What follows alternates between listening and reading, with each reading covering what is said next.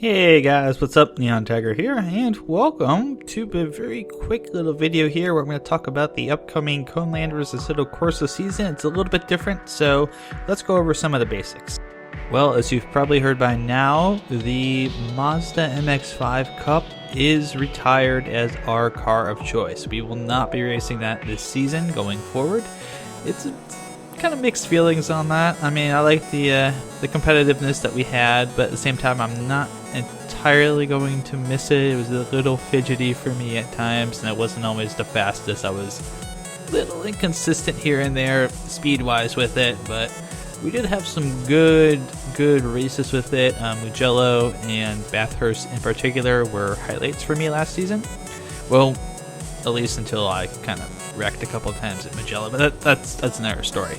Anyways, let's talk about the upcoming season. It is not going to be hosted by Cone. In fact, Holy Moose is hosting it, and it's going to be GT3 cars, complete with all of the chaos that is going to be part of our GT3 season. 6 tracks are on schedule, I should say. 12 races in total.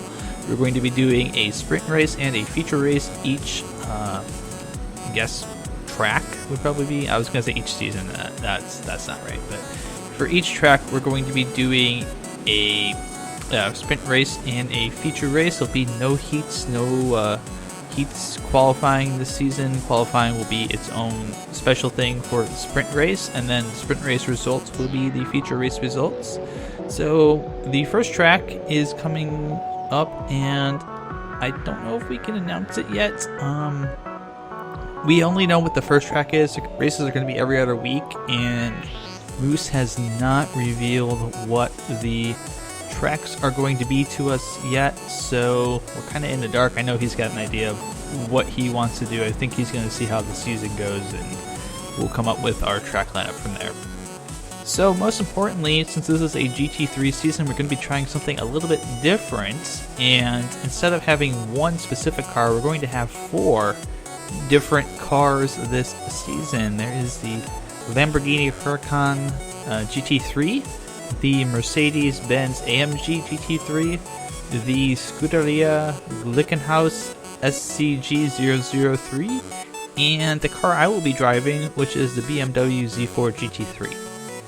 In particular, we'll also be doing teams this season, and I am on a Team Red Bull with JMSF, Shadow Wolf, Mr. Tommy's, Jolo, and a newcomer to the series, Trempal.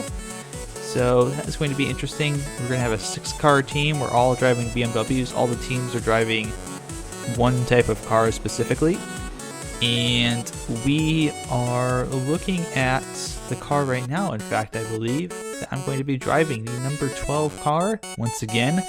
And you might notice the paint job is a little bit different in some of the other cars in the races, and that's because it's a special paint job. We're going to be doing a charity kind of fundraising thing this season along with the actual racing. Now, the Zeldathon Classic racing thing that I did for Barcelona at the end of Season 3 was what inspired me to do this, and I was trying to pick a charity. I ended up picking 2, because I couldn't decide. I like both of these. So I have a primary charity and a secondary charity for this season.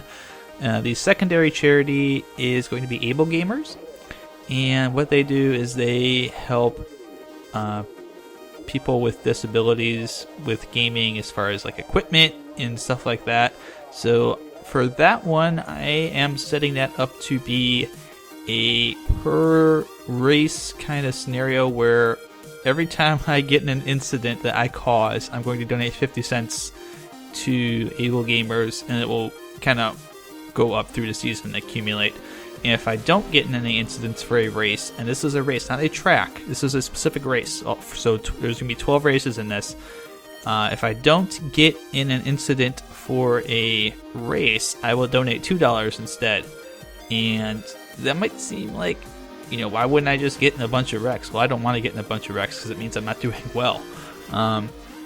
So in theory, the better I do, the better drives I have, the more money I'm going to be able to give to Able Gamers at the end of this as well.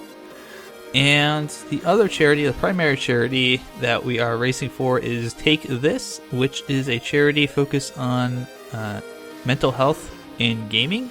And you might have seen them if you've been to PAX. They are the ones that do the AFK rooms, and I'm very, very much supportive of them because of the fact that those AFK rooms have helped some of my good friends in the past, and I want to be able to give back to that. Plus, you know, I've mentioned in my Minecraft videos in the past, I've mentioned some of the mental health stuff I've had to go through on a lot smaller scale, but I've had my own troubles in the past, and I've worked through them, and I want to be able to give back. So to me, this seemed like the perfect kind of charity to give to help out. And for this, I'm still working out the specifics of it. I don't know if I'll have it done by the first race, and I'll figure it out because it'll be retroactive either way.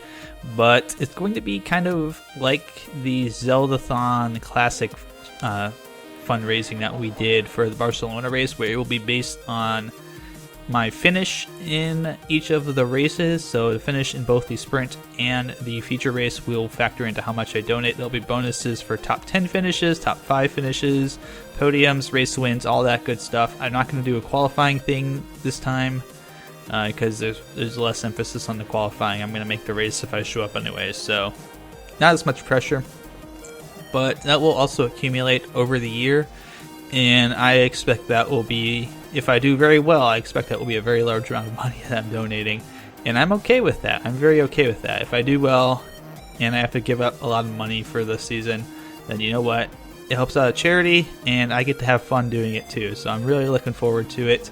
Yeah, I will have some more specifics on that. If not for the first race, then definitely for the second race. We'll talk about it in a little bit. But that's about it. Just going to keep this short and sweet.